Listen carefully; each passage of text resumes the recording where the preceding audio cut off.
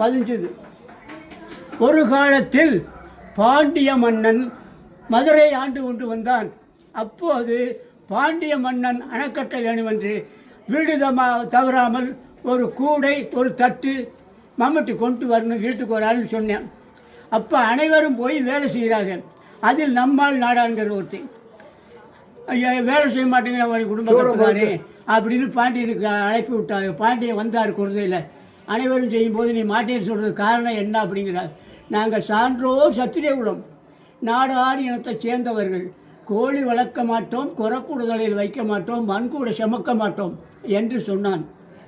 3 முறை இவ்வளவுதான் முடிவான்னு கேட்குறாரு பாண்டிய மன்னன். இதான் என் முடிவுன்ட்டார். நாங்கள் திராசுபடி பெற்ற பாலன் அப்படின்ட்டாரு.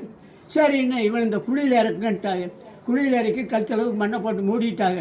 மூடி ஆணையை விளைவிக்கிற ஆனை தலை எத்துறதுக்கு விநாயகனே வினை தீர்ப்பவனே வேல முகத்தோனே ஞான முதல்வனே விநாயக பெருமானே. அத்தலைக்கு தலை பொய்த்தலை அல்ல. நாங்கள் சான்றோர் சத்திரிய குலம், நாடாரியத்தை சேர்ந்தவர்கள், கோழி வளர்க்க மாட்டோம், குறக்கூடலில் வைக்க மாட்டோம். உத்தா சொன்னால் அத்தனை பொருதுங்க அந்த தலை எத்தி விடுதலை உருண்டு ஒடியாந்துருது. ஒடியாந்து ஒட்டிக்குது.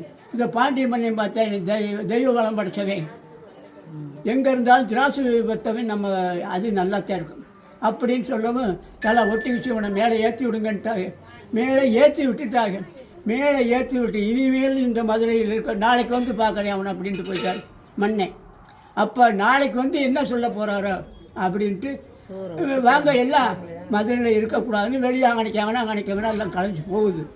அதில் ஒரு சிறு குழந்தையானது நானும் உங்களோட வர்றேன்னு சொல்லிச்சு. அந்த சிறு குழந்தையை கூட்டிக்கிட்டு வந்து வளர்க்குறாங்க. வளர்த்து படிக்க வச்சு பாட வச்சு அது பருவமங்கி ஆயிடுச்சு. ஆம்பளை பிள்ளையாக இருந்தாலும் பரவாயில்ல, பொண்ணை கொண்டாந்து இப்படி வச்சுக்கிட்டோமே, இதுக்கு மனம் செய்யணுமேன்னு அவங்க முடிச்சு விட்டாங்க. இது பாப்பாத்தின்னு பேர் வச்சதுனால தெய்வமாக போச்சு. அப்போ கல்யாண வேலை நடக்குது. ராத்திரியில் விடிஞ்சா கல்யாணம். அப்போ இது ஊரடங்கு நேரத்தில் ஊருக்கு அப்பால் அக்கினியை வளர்த்து அக்கினியில் போய் இறங்கிடுச்சு. எல்லாம் ஓடினாங்க சனங்க, என்னை காப்பாற்றுங்களே என்று கையெடுத்து கும்பிடுச்சான். தகனமாகிருச்சு. இருந்தாலும் நம்ம சாமி வர்றவங்கெல்லாம் பார்த்து சாமி நம்மளே கும்பிடுது, நம்ம சாமியை கும்பிடுதான்னு கேட்கும்போது சாமி கேட்க போனேன். சாமி கேட்க போகும்போது அது வெறியம்பட்டி கொடுத்து வச்ச ஒரு என்னை தகனம் காப்பாற்றுன்னு கையெடுத்து கும்பிட்டதுனால உங்களுக்கு சிலை அந்த மாதிரி அமைஞ்சுக்குச்சு. யாரும் சிலை வாங்க சொல்லலை, சிலை பார்த்ததுக்காக போய் வாங்கிட்டு வந்தேன். அதுக்கு போல நானும் கூட்டாளி போய் சாமி கேட்கவும் இந்த கலைச்சிங்கன்னா உங்களுக்கு எதுவுமே குடும்பமே இருக்காது. அந்தந்த குடும்பம் கரும்பால் வந்த போட்டு கம்மமாவு இடித்து பொங்க வச்சிங்கன்னா ரொம்ப நல்லா இருக்கும்.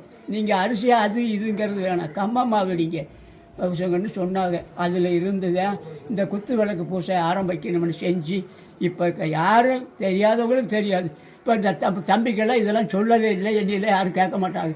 நான் சொல்லுவேன். இப்போ நான் ரொம்ப படித்தவனும் இல்லை, ரொம்ப பாடினவனும் இல்லை. கூட அந்த சாமி என்னோட சொல்லுது, நான் இப்படி வந்தேன் இப்படி போனேன்னு சொல்லுது. 20 முழம் தண்ணி இருக்கும். தோட்டத்தில் படுத்திருந்தேன். தண்ணி யாரை